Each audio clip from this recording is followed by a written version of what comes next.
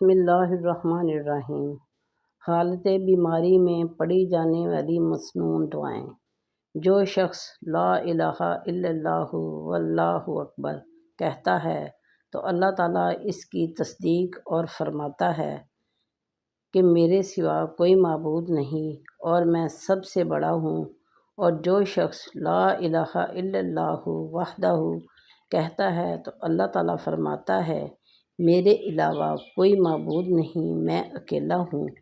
اور جو شخص لا الہ الا اللہ وحدہ لا شریک لہ کہتا ہے تو اللہ تعالیٰ فرماتا ہے میرے سوا کوئی معبود نہیں، میں اکیلا ہوں، میرا کوئی شریک نہیں۔ جب بندہ کہتا ہے لا الہ الا اللہ الملک ولہ الحمد تو اللہ تعالیٰ فرماتا ہے میرے سوا کوئی معبود نہیں، بادشاہی اور تعریف میرے لیے ہے۔ جب بندہ کہتا ہے لا الہ الا اللہ ولا حول ولا قوۃ الا باللہ تو اللہ تعالیٰ فرماتا ہے میرے علاوہ کوئی معبود نہیں اور گناہ سے بچنے اور نیکی کرنے کی قوت صرف میری ہی طرف سے ہے۔